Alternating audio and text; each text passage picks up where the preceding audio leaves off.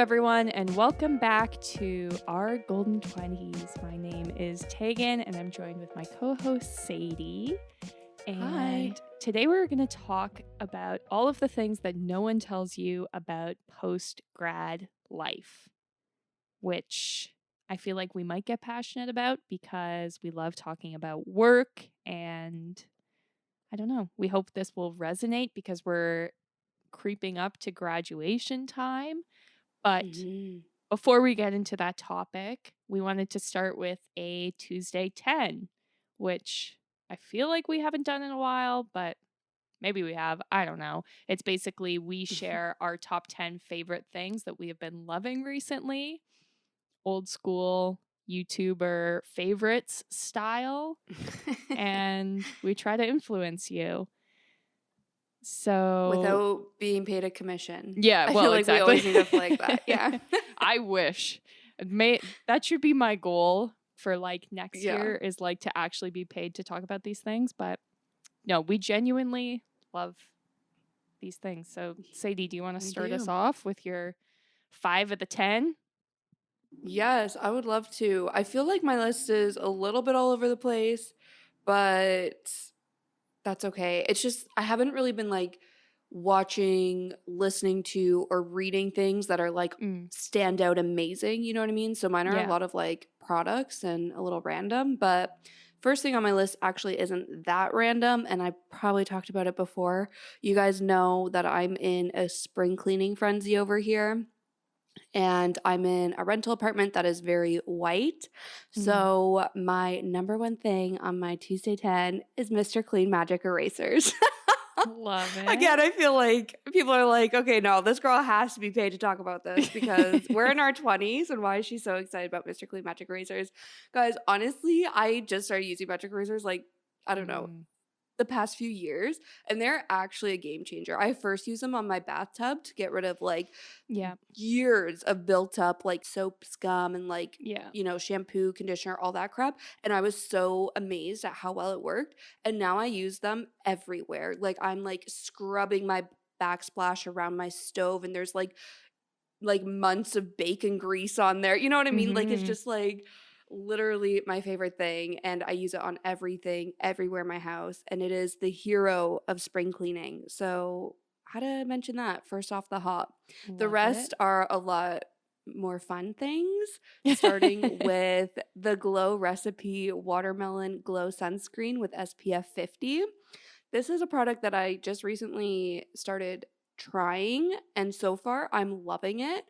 I feel like going into spring, summer with longer days, like honestly, I think the sun sets at like 8 p.m. these days, and I am so here for it. But going into like summer months, it's even more crucial to have an SPF in your skincare routine. It already is crucial to like prevent early aging and whatnot, but I find a lot of face sunscreens clog my pores and break me out. However, this one, like I said, I think I've been testing it 2-ish weeks now, wearing it every day, and it does not do that. And it's an SPF 50, so, the kind of redhead gals like me are into that high SPF. So that's definitely top of the list for products. Tag, you also got me hyped about hair care. I feel like the last time we did talk about or do a Tuesday 10, like 80% of the products you talked about were hair care. So part of my spring cleaning my life was getting my hair cut. And while I was at the salon, I was like, hey girl, my hair is quite dry. I'm trying to wash it less. Like I'm hyped. I'm ready to splurge on some hair care products. What do you recommend? And she did recommend probably the most expensive product in the salon. But guys, I bought it because you know me. I was like, okay, yeah, let's do it. And I'm loving it. Yeah. So it is the Kerastase Nutritive 8-hour Magic Night Serum Hydrating Treatment. And essentially it's a 3-in-1. Like it's kind of like a hair oil, hair serum, and that hair treatment. And you can put it on dry hair, damp hair, whatever. You put it on the night, like at night, sleep, and then wake up, and then your hair is just like so healthy looking. And I feel like I've never gotten so many compliments on my hair as I have probably the last like 2 weeks Oh, since I got it cut. And I think the cut obviously helped because it just like has life. And every mm, time I get my hair cut, it just like brings the color back and, all that. right. But this hydrating treatment has been really, really great. I also love the way it smells. It also just like literally disappears into your hair. It doesn't make your hair feel greasy, doesn't even leave your hands feeling greasy after like rubbing it into your hands and then into your hair. Like it Hmm. just vanishes. And I love it so, so much. So, like I said, it is expensive. You can buy it at Sephora though and get points. So, recommend you do that rather than the hair salon. But I definitely need to mention it. Next on my list, kind of transitioning out of the products into food and Ooh. drinks. So, I also recently splurged on a new wine, and usually I'm the type of gal who spends like $12, $14 on a bottle Mm. of wine, nothing more. I tried the Spade and Sparrows wine, which is Bristrow's wine, and I actually really, really liked it. It was, I think, like $25 for the bottle, but I heard good things about it, and the packaging is so, so cute. So I was like, why the heck not? Honestly, the day I tried it, I went to the library, got a library book, went to the LCBO on a Friday, went to the LCBO, got this bottle of wine, came home, read my book, and drank wine, and it was the best Love Friday it. night ever. So that probably also contributed to how much I loved it. But I got the Pinot Noir, which was really good, Mm, but there's also a Rosé, a Cab, and a Pinot Grigio. So if you're looking for a new wine, I definitely recommend you check that out. I think it was especially good for like one of the celebrity wine brands, you know what I mean? I feel right. like the Yeah. stakes are or the expectations are low there. So this one definitely over delivered. And then last on my list, I've been really loving dill pickle pretzels. And I don't even know if you guys knew this is a thing. Have No. you heard of this before? No. No, And I right? love dill Okay. pickle, so Okay, I'm girl, you ready. have to get your hands on some of these because they're so good. I'm a dill pickle chips kind of gal. I'm a Mm. pretzels kind of gal. Never would have thought of putting them together. But I recently picked up the brand was called Twigs and they were the zesty dill pickle craft pretzels and I'm obsessed. Like I could eat the whole bag in just one sitting. They're so good. It's like Mm. if you're a salty like snack person, you have to try these because again, I wouldn't have thought of dill pickle pretzels, but I had it. I'm also that friend that tells everybody, like everybody, I'm like, you have to go to the grocery store and buy this. We've heard how much I love my grocery store, but I like text all my friends, my sisters, my mama is like, you guys have to try these. They're that good. So now I'm sharing it with the podcast Mm. listeners. Love it. Love it. Yeah, and that is the end of my 5 items to kick off our list of 10. Yes, love it. I guess I'll hop into my five, which are all I feel like very fresh to me. Like I don't know when the last time we did a Tuesday 10, but all of these are within like the last 2 weeks, I'd say. But Hot I off am the just, press. yeah, I am hyped about all of them. I'm So excited. great. My number one is the TV show Our Flag Means Death, which is a new HBO Max show. And it's about pirates, and it's written and produced by Taika Waititi, who I am a little bit in love with. And he stars in the show, and he wears a leather crop top, and it just makes me happy. And I'm going to leave it at that. That's enough to hook me. Like I'm Yeah. like, all right, I'll start Yep. watching Great. tonight. It's only, I think, 10 episodes, and they're like less than half an hour. It's cute. It kind of reminds me of Schitt's Creek in the like feel good vibe area. So, We love that. Yeah. yeah, I'm trying to bully all of my family and friends into watching it. And now you listeners. So you Yeah, you better said all watch it's it. HBO Max? Yeah. So So like in Crave? Canada, it's on Crave. Yeah. Okay. And it Good to hasn't been know. renewed for a season 2. So this is why I'm bullying everyone because I'm like, if enough people watch it, then they'll have to renew it. But okay, this is me going down a rabbit hole. But it apparently has had the fastest growth from only word of mouth because at this point in the fiscal Ooh. year, we're at the end of HBO's fiscal, so they haven't been putting money into advertising. So this show has grown completely organically and it beat Ted Lasso, which had the same kind of growth. Wow. So now it is in more demand than Euphoria, which had a big marketing push. Whoa. Yeah. And it's all from social media and word of mouth. So that's cool also if you're a nerd like me. Yeah. The next thing on my list is a book, which I have been in a reading slump lately. I read like 10 Mm. books and then I hit the middle of March and just like completely fell off and stopped reading, which I hate, but it's what it is. And Yeah, so, it happens. literally, last night, I was like, no, enough of this. I'm going to just pick a random book. So, the book I picked was The Love Hypothesis, and I read it all in last night, like in one sitting. Oh my goodness. I love that. So that I think my slump's cured, I hope at least. Mhm. But it's just like one of those books, like I'm not going to say it's this great feat in literature, but if you want, I don't know, a book to get you out of a reading Yeah. slump, it was like a romance and it's the trope of like grumpy person meets sunshine person, that kind of idea. But it was very Mhm. cute and a quick read and I just really liked it. So, Yeah. I think it has really high rating on Goodreads, yeah. like almost 5 stars because I've Yeah. been looking into it, but I'm putting off buying it. I don't know why. I think it's just cuz it's like one of those I'll read it once, be like, "Oh, that was cute," and it'll sit on my Yeah. shelf forever. So I've been trying to get it from the library, but it's Oh, like hard. out of every single branch, like, Yeah. but that just goes to show high demand. People are loving it. Yeah, I really liked it. Apparently, I don't know why I have to go on like a nerdy rant about all of my top 10, That's but fine. apparently it is started as Star Wars fan fiction, which I did not Oh know my reading it. gosh. Yeah, and then I was like, "Oh my god, go off, girl." Like, yeah, get that money for writing about Adam Driver cuz same.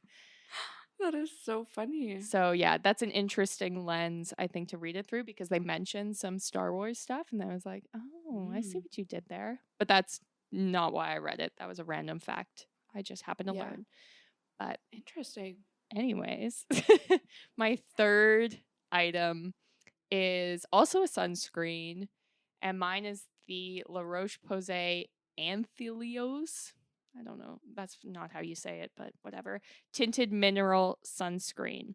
And so this kind of blew up on TikTok last year and I could not buy it anywhere, which was annoying. But finally this year it came back into stock at Shoppers Drug Mart, which for the Americans, that's like our CVS. And I bought it and I really, really love it. First off, it's Mm. tinted, so it doesn't make your Mm-hmm. face all white. And I've also heard that tinted sunscreens are more effective, but I don't know why. I just heard that. So, if that's true, good for me. And I don't wear foundation on the day to day because I find that it breaks out my skin and I also find that sunscreen breaks out my skin, but I've been using this as a foundation and my skin has been great. So, I am very, very happy with it. It doesn't like smell like sunscreen. It's not greasy. It just literally goes on like a foundation.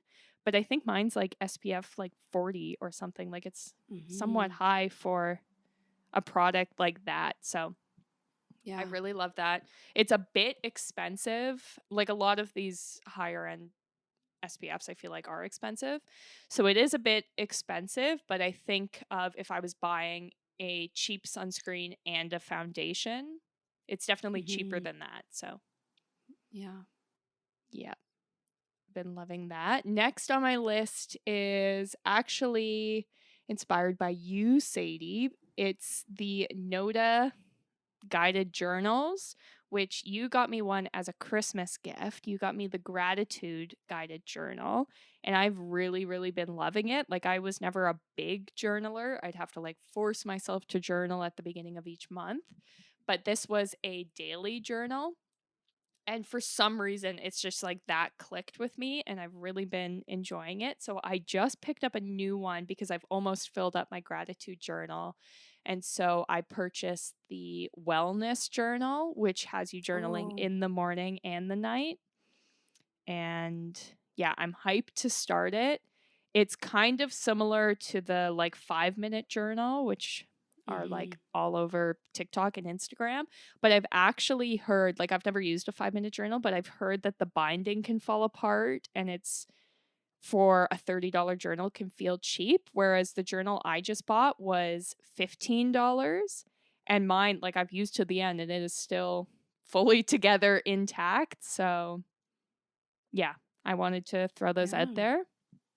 I'm so glad you loved it. I remember standing in Indigo looking at all the journals and Yeah. being like, which one do I think Tegan will like? Mm-hmm. Because it's like kind of very like a personal thing, you know? And Yeah. like everyone I feel like is like, yeah, I should journal. But like you said, it really, there's so many different ways to journal and Yeah. like the format and everything like can differ for what works person to person. So I'm glad you found what worked. I'll have to look into the other ones. I vaguely Yeah. remember when you said the wellness one, I vaguely remember looking at that one, but I don't really remember what it looks like. So I'll have to look Yeah. into it more. Yeah, the gratitude journal, it's like what was your favorite part of the day? What are 3 things you're grateful for Hmm. and what are you looking forward to tomorrow? And then at the end of a week, they have a section that's like what made this week good, what could have made it better, blah blah blah. And so the Hmm. wellness journal has like how are you feeling when you're going to bed, a section to write about your dreams, a section to write about like your goals for the day, what you're looking forward to tomorrow. So it's kind of like building off the gratitude journal but Hmm. with more content. So that's why I went for it. But I know like they have a Yeah. fitness one that has like trackers in it. They have all different kinds. So yeah, Wow. I've been Yeah. I loving love it. that. Yeah. Awesome. And then the very last thing on my list is all of the new Cottage Springs flavors, which I don't know if they have Cottage Springs in America. If you don't have it, I'm sorry because it's delicious, but it's a Canadian seltzer brand and it's kind of similar to White Claws, I guess, but it only has 1 carb in each can and 100 calories and they taste delicious. So I Hmm. remember in a Tuesday 10 like months and months ago I talked about the vodka raspberry lemonade. Well, they've come Oh, out with a yeah. whole line of different flavored vodka lemonades. So I have Oh. like the classic vodka lemonade, but now they have strawberry, peach, all different kinds. They have Oh. a line of iced teas and Wow. it's just delicious and they taste like summer, Yeah. which is nice. Like I had Yeah. one this afternoon and then I was like I just feel like I need to be like sitting in the backyard tanning to drink this. Yeah. So, I yeah. love that.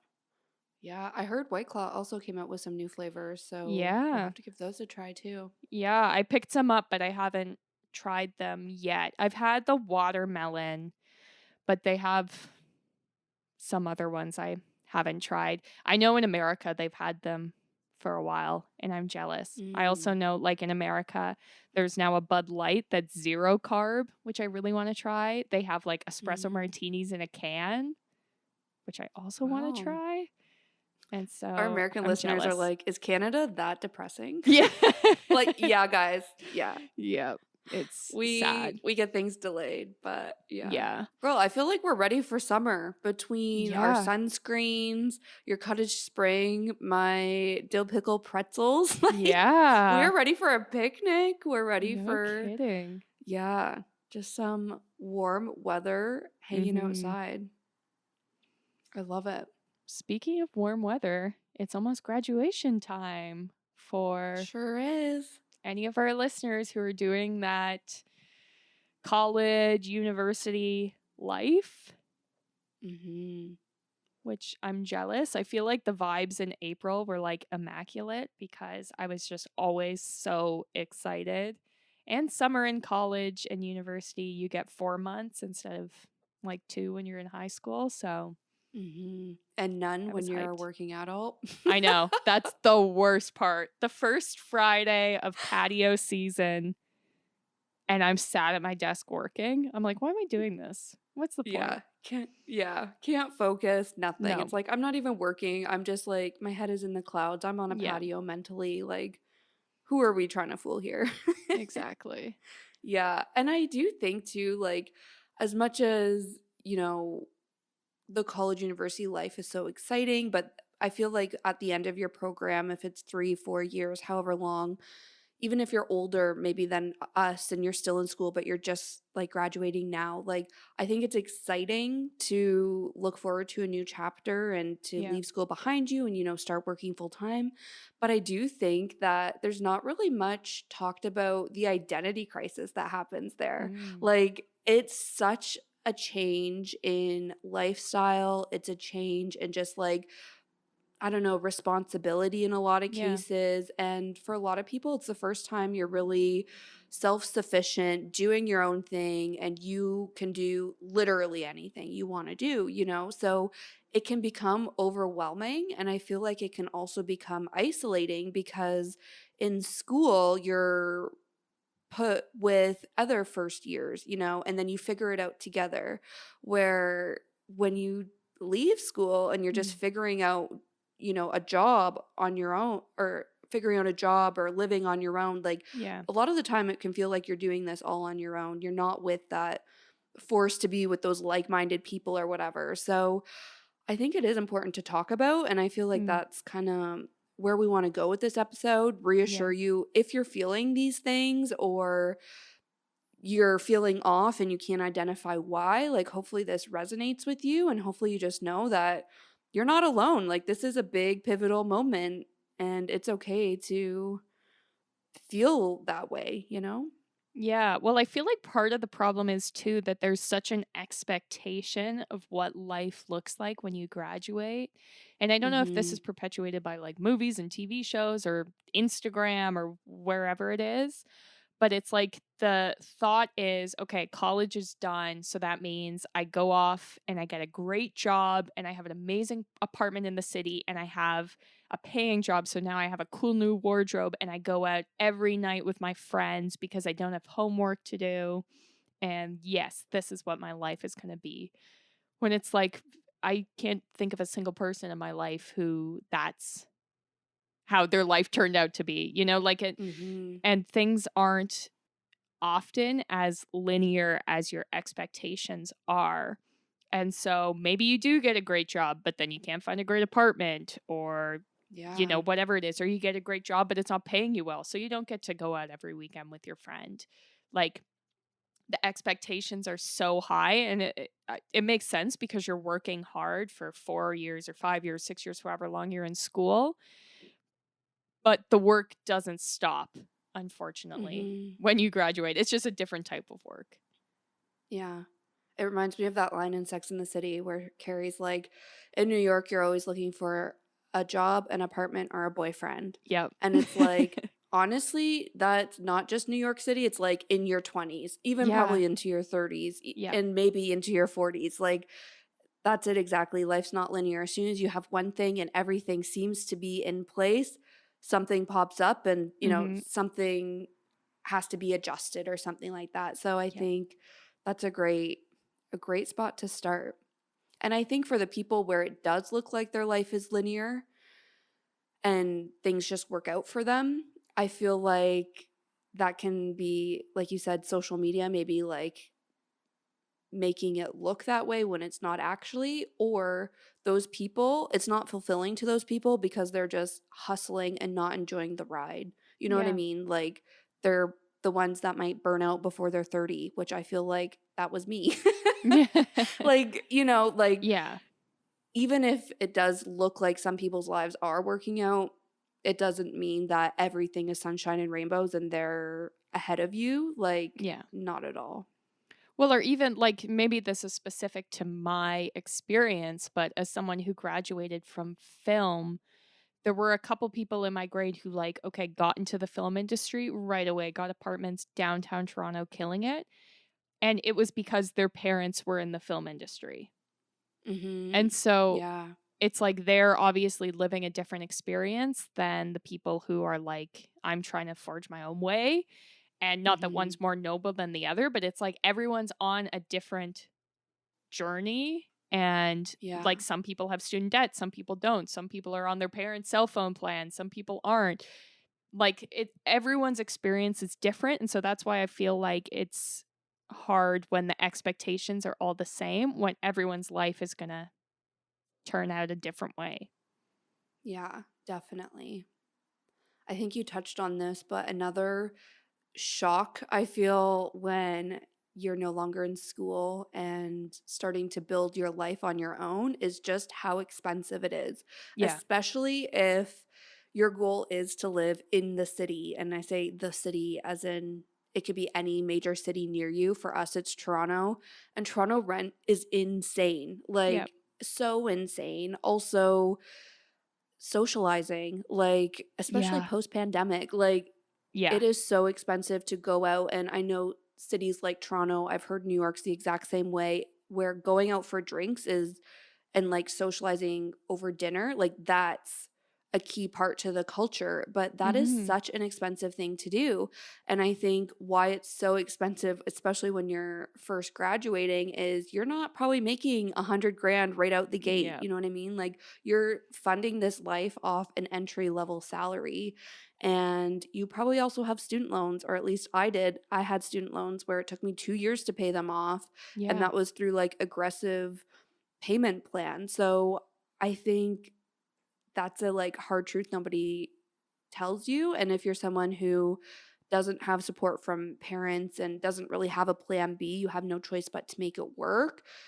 It's okay if you're living with roommates until Mhm. you're 30 or, you know, into your mid 30s even. Like it's okay if that's your living situation.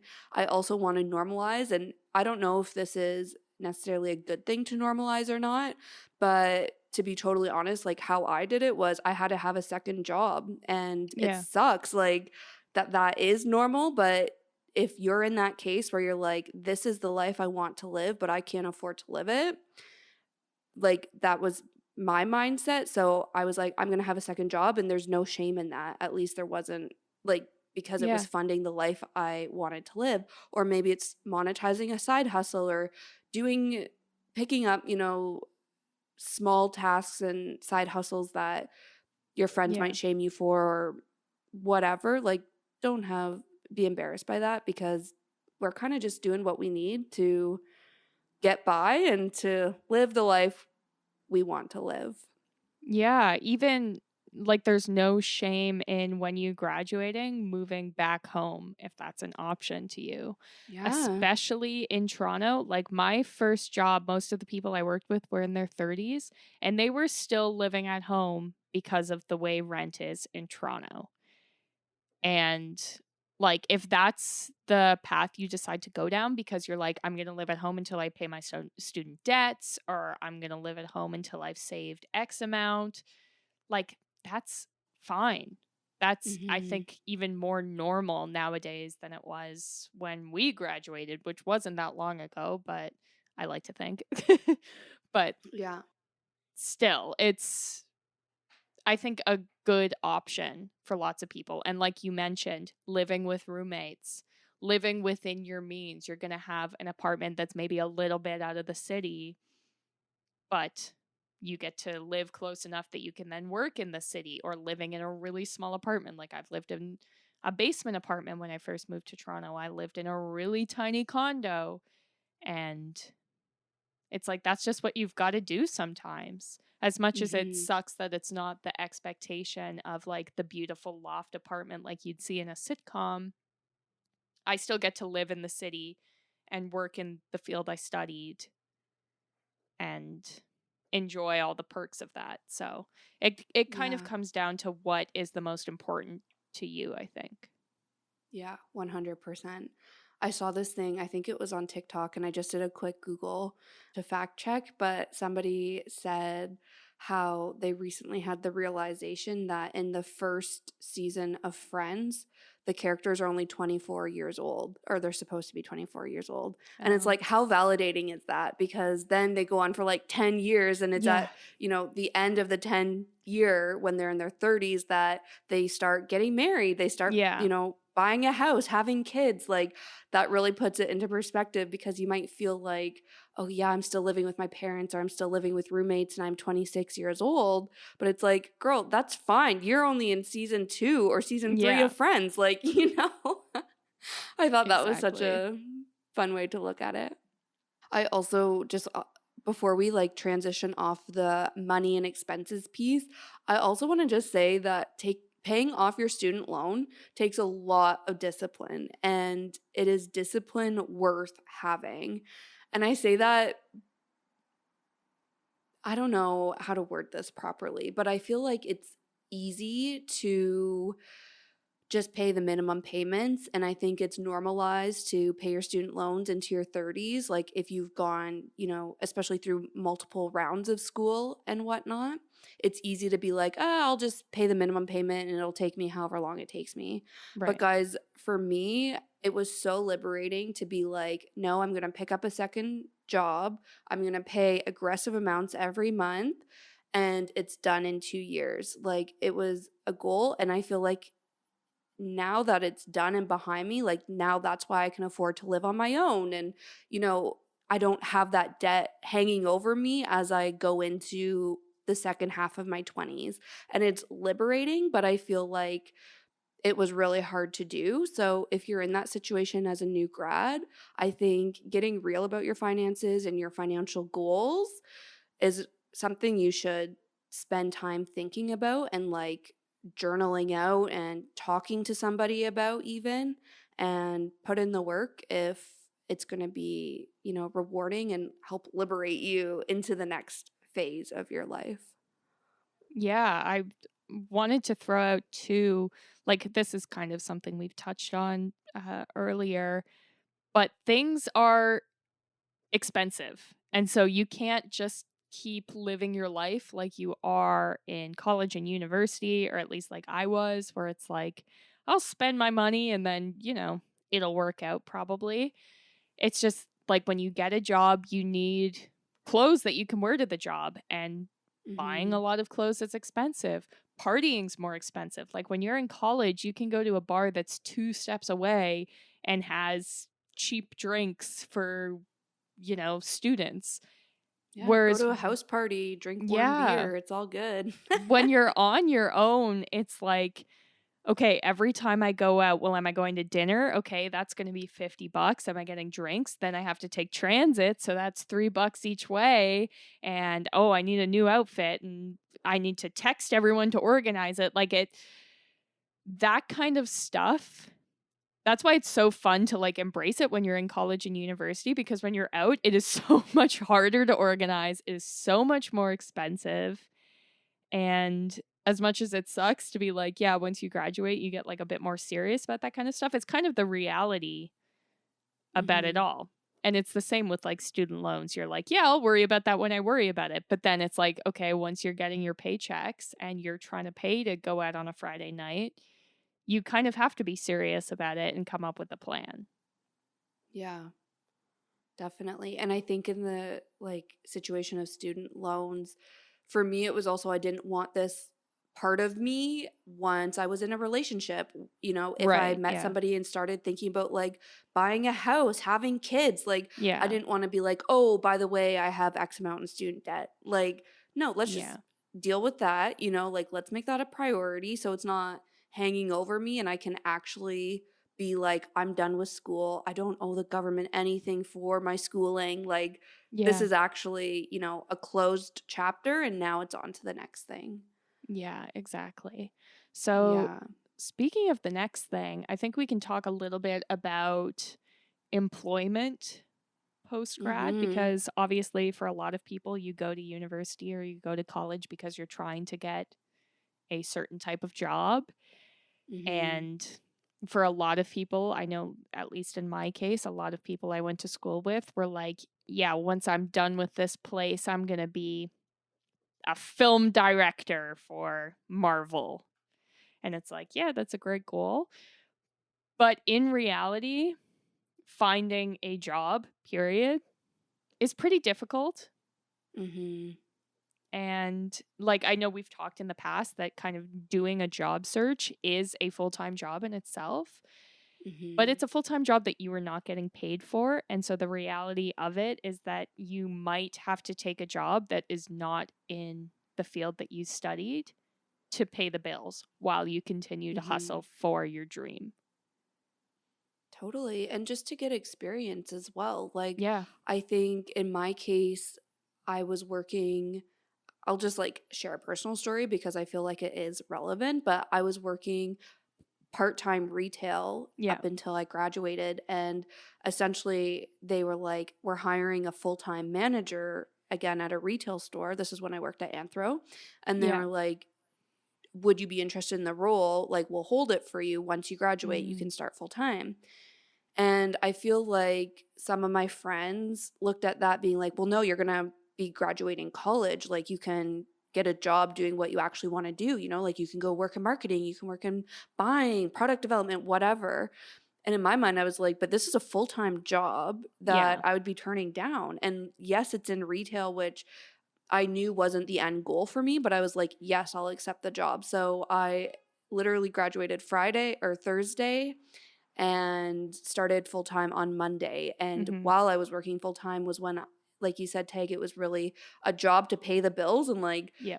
I at least had income coming in to like fund my life as I got situated post grad, because I also just moved into a new apartment at that time. Like it was a lot, but then it took me maybe a couple months, which I was lucky, but in some cases it could take like a year or more to find a job in my field. But I never looked at that as like a I'm above this. Like, you Yeah. know, I have a degree now. I have this like qualification. Like I'm above working full-time retailer, working in waitressing or at a coffee shop. Like you're not above anything, you know what I No. mean? And sometimes you just have to take a job to pay the bills. And if you guys listen to our episode with Sarah back in January, she was a career coach. She said she's a big fan of just for now jobs. And it's just Yeah. jobs you take while you figure it out.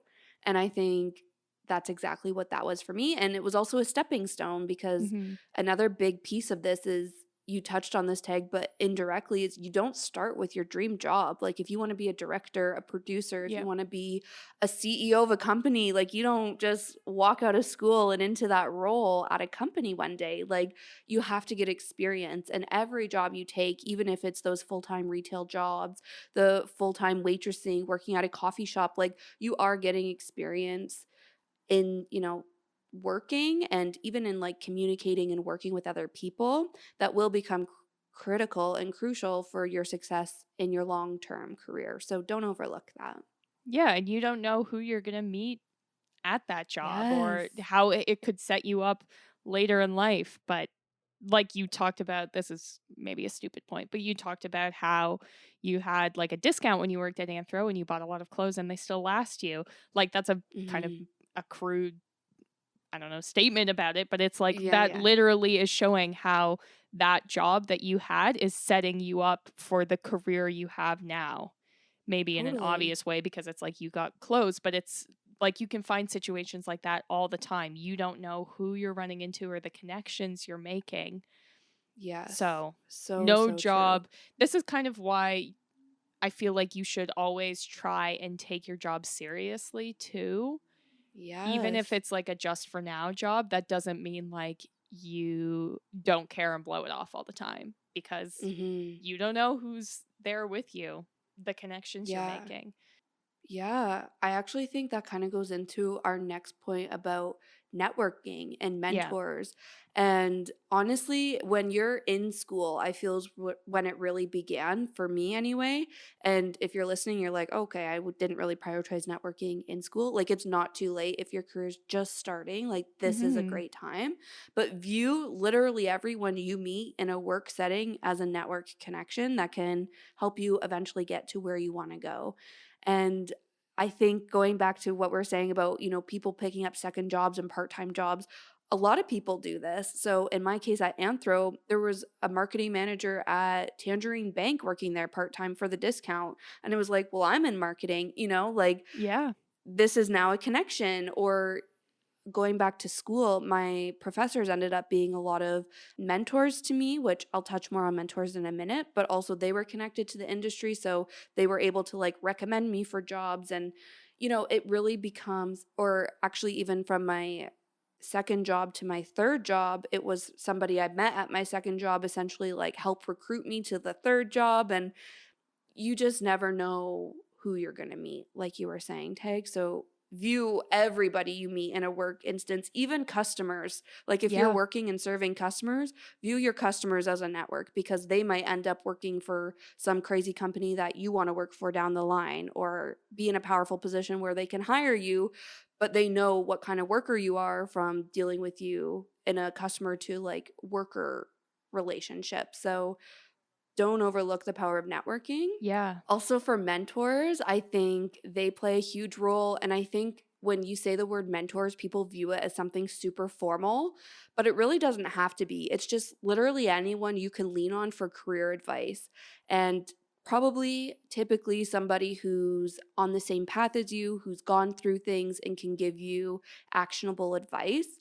I think in my case, I have the best parents, the best sisters, the best friends in the world. They're such a great support system for me. They always listen to me rant and, provide their 2 cents, but they don't always know how to help me on the career front. They don't Yeah. know, okay, well, this would be a strategic next move for you, so you should do this, or you should stay at this job even though you hate it because look at all of this that you're learning from it, or whatever. So I feel like in my career, it often has become, like I said, my school professors at college were probably my first mentors, and I still email them to this day. But then it also became people I met at work. If it was, just a girl who was one level above me who had been at the company a year or two longer than I had, but knew the ins and outs of the office politics, and she kind of advised me on that. Or if it was my boss who had like 20 years experience in the industry and like was helping me maneuver my career that way. I feel like finding a mentor is so, so key, especially in the early stages of your career. Yeah, definitely. I think the next point we should touch on is how maybe like the expectations in school are so different than what they are in real life. Like when we were talking about how it might take a while to get a job in your field, like the expectations are that you're going to get out there and maybe you're like, all I want is to get a job in my field. But then as soon as you get that job, you'll be like, oh, actually, I want a job Mm, that's more like this. You yeah, know what I mean? Like the yeah. expectations are always changing. Like I know for me, I was like, all I want is a job where I can edit. And then I got a job and I was editing wedding videos. And then it's like, oh, as soon as you start This working it, isn't you're it. like, oh, Yeah. do I want to be editing wedding videos? And so the expectations are always changing. And when you're in school, you're there to learn. And so you don't know what like the work experience is. So it's kind of Hmm. normal. This is something we've talked about in an episode way back in the day. But sometimes what you thought was your dream job isn't actually your dream job once you start doing it. Maybe you studied in a field that now you don't even want to work in. And that's, I Hmm. think, a pretty normal experience for a lot of people once they graduate. 100%. I think learning about something and doing it day to day in work is very different. And it's totally normal to pivot or like change directions after you do get some experience. This is something that I've had lot of conversations about with my sisters and their boyfriends, and it's really hard to explain, but I'm gonna try. And hopefully, somebody listening is like, yes, this is what I'm experiencing. But it's also what you learn in school is very much in the perfect world, at least in Yeah. my case. It was very much this is how you market a campaign, this is how you edit a video, this is how, like, Yeah. this is how it's done. Then you get to the like corporate world or you start working and you realize what I learned in school was all hypothetical. Now that I'm working for a real Yeah. company, this is like actual money on the line. This is like time Yeah. and resources. This is, company culture. Like there's a lot that make up like my experience, and it's not what I learned in school. So that's kind of where the disconnect can come in, and you're like, is this what I actually want to do? But Yeah. I think it's also important to realize that no matter how much you learn in school, you have a lot to learn when you're actually on the job as well, and how everything you learned in school applies to the real life. And like, I hate Hmm. that, like the real world in quotations, but it is a very real thing. Yeah. And I think especially as the younger generation, like Tegan and I are kind of like the border of millennial and Gen Z. Yeah. And I feel like this has been so frustrating for me, especially working in marketing, where I'm like, the world is changing so fast, especially with Yeah. social media and, like it's just changing so fast. Technology, everything, it's modernizing. But companies are still run by old white men. Mm. And they're not as like woke or like as tapped into how fast things are changing or how things are changing as we are as, fresh new grads.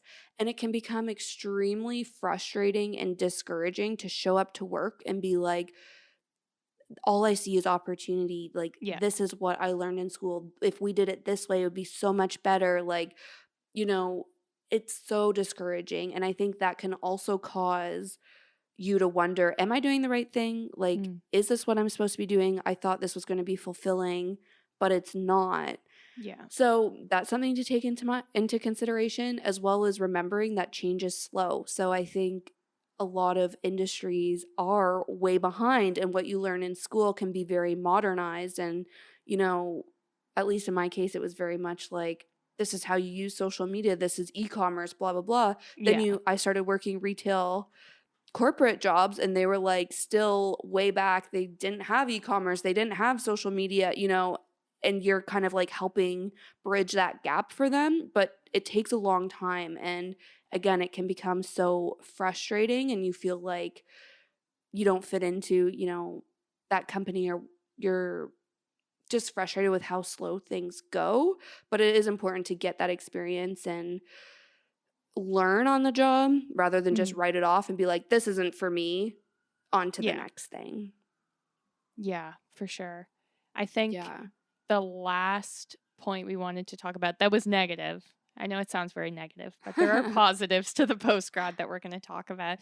But the last thing I think we wanted to touch on was how hard it is to maintain friendships when you leave school. Like, I Mhm. had a big group of friends when I was in school, and it's like, we're going to be friends forever. But then once you're working 40 hours a week and you're living all over the country, and it's up to one of you to take the step to organize a night out, you will see how easy it is for friendships to kind of like drift apart. Not to mention, I feel like a lot of people's priorities change. Like, sometimes Mhm. when you are done a degree, you go back to school for another, which is fine. And Mhm. sometimes when you're done, you go and start working. Sometimes when you're done, you go and get married and start having babies. And it's like all of these Mhm. are valid choices to be making, but it can create a disconnect between the different groups of friends because everyone's goals are different, everyone's priorities are different. And that's just the nature of change, I guess. Yeah.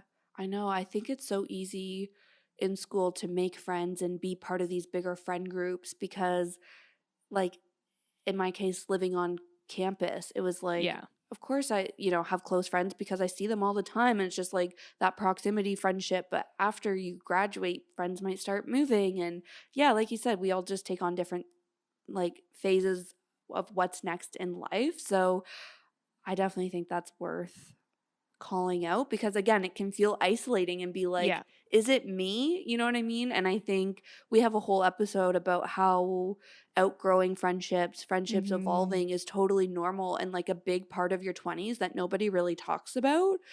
But I feel like it really starts in that post grad life when Yeah. you're no longer seeing your friends day to day for classes or running into them in the halls at your residence building. Like, yeah, you actually have to put in effort to Yeah. maintain these friendships. Like, Yeah, exactly.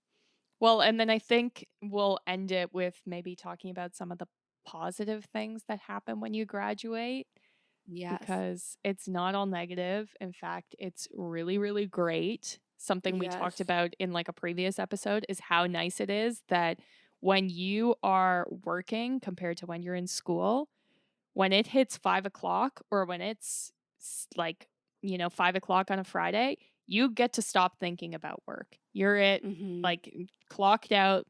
You're ready to enjoy your weekend. Whereas when you're in school, there's always another deadline, always something else Yeah. you're working towards or could be working on. Yeah, honestly, no homework is Yeah. my favorite part of my life. So Like, good. Yeah. my college roommate graduated a semester before me, and I was like, "What do you mean you just come home from work and you can watch Netflix the rest of the Yeah. night? Or what do you mean you're going out for dinner, drinks, and like all of this stuff on a school night? Like, Yeah. what?" And then I experienced it, and my sister, she's older than me, but she's still in school. She's like, "What do you like? How do you have so much time?" And I'm like, "It's because I don't have homework." Like, Yeah. Yeah. It it's is amazing. lovely. I love it. Yeah. So, so good. I also think, yes, you have more time. And we were talking about how expensive it is living post grad. But for me, it is so liberating to make my own money and choose how to Yeah. spend it. You know what I mean? Like to be in an apartment where it's like, I've chosen all these things. And yes, it's taken Mm-hmm. me years to build it up. But like, it's so liberating to make money and spend it how I want to spend it to create the life I want to live. Like, it takes a lot of work to get there, you know? There's obviously lots of ups and downs, but I think when we're talking about, freedom, Yeah. like financial freedom is my favorite. My favorite part after no homework. Yeah, well, on freedom, even I feel like the move from, being in college to graduating is kind of similar to being in high school to going to college because you just suddenly have freedom. Even though Mhm. I feel like when you're in college and university, you feel like, okay, I have freedom. I can do whatever I want. It's like, not really. Like, you still have RAs and Yeah. you're still have Yeah. professors who are checking up on you and that kind of thing. Whereas when you graduate, you are purely free. You can do Mhm. whatever you want. And whether that's like, I'm going to spend my hard earned money on a Dyson Airwrap, like I hope to do one day, then it's like, hell yeah, you earn that money. No one's in charge of you. Do that. I'm not at that level yet, but I'm Exactly. trying to manifest it. And Yeah. it like applies to everything. Like if it's like, okay, I don't work on a Wednesday, so I'm gonna like dance until 7 a.m. on a Tuesday night. Like, yeah, you can do that. Literally, no one Yeah. cares because you are a full Exactly. adult. Yeah. And I feel like, I don't know, I have this fear probably up until recently. My whole 20s have been a fear of making the wrong decision. And it's like when you have that much freedom, I think that fear is very real, or you can become Yeah. overwhelmed because it's like, well, I could do anything. What do I want to do? But if you just set that aside and you're like, I'm just going to live my best life and Yeah. like, I don't care. Like, I don't know what that means, but I'm just going to do whatever makes me feel happy in the moment. Like, that is the way to live life for sure. And like, not worrying about making the right or wrong move, just doing things that make you happy. Like, do it. Yeah, because this is a time that you're really starting to live just on your own and like you're the only person responsible for your own happiness, which you are already, but like Yeah. you're the one who's gonna you're the one to like follow through on those things. You don't have people nagging you. Like you're the one that needs to show up for yourself. So do that and do it by showing up for the things that make you happy. Yeah. Well, the last point I wanted to make was that success when you've graduated looks different than a lettered grade, which Yeah, that's I true. found very freeing because I Yeah. wanted to be a people pleaser and a perfectionist, but could never perform well when it came to like essays or certain type of tests, like multiple choice tests. And it's like when you're in school, your only options for success are performing well in those restrictive boxes. Whereas Mhm. when you graduate, success can look however you want it to be. So if success to Mhm. you is that you get to do yoga every day at 7 a.m., like do it, Amazing. achieve it. If your Yeah. goal is like, I'm going to work 60 hours a week so that I get to retire when I'm, 40, then yeah, go do that. But it's like you get to choose your own adventure, and success is what you decide it is. Yeah. For Tegan, it's owning a Dyson Airwrap. And Like I'm not there yet. no, but But one girl, when day. you are, think of how rewarding and fulfilled you'll feel. You'll be like, I'm successful. I made it. Yeah, if you think I can't stop talking about the Dyson Airwrap now, just wait until I've successfully purchased my own. And She's then gonna I let you will bring know. it up. Tuesday 10, I'm just going to list that 10 times in a row. It's going to be great. Different attachments. Yeah, No, exactly. yeah. But that is so true. And I think that's even a disconnect between me and my family. Like, my Mm, version of success is the fact I can afford to get my nails done every 4 weeks. We've talked about this. Like, yeah, it'll yeah. be my version of success is because I know, like, I'm carrying a Kate Spade purse and wearing like $200 jeans. Yeah, Like, yeah. that is how I measure success. Where, no, I don't own a house or have kids or whatever. That might be like traditional senses of success, but internally I feel so fulfilled doing the things Yeah. that are like define success to me, and that's what it's all about. Yeah, I love that. Awesome, guys. That's where we're going to leave it today. Again, we try to end it on a high note because I feel like there were some some like hard facts, just like this is the truth, but I feel it's important to talk about it because it's so easy to share with your friends the highlights in your life, to see those Mhm. highlights on social media, and nobody's actually talking about the hardships or how tough and overwhelming it can be being in your 20s, especially your early 20s just graduating. So, thank you so much for listening, and we hope this resonated with you guys and you're feeling a little less alone if you're having any of those thoughts. If you want to chat with us more, you can follow us on social media. We're at our Golden 20s on TikTok, Instagram, Facebook, Pinterest. We also drop Spotify playlists, and we have a Patreon community, which is the best way to support the podcast for as little as $2 a month. So definitely go check it out. We do drop the episodes early there, as well as put out additional resources and content. So it's definitely a fun time. But that is everything for today. We will see you guys next Tuesday. Bye.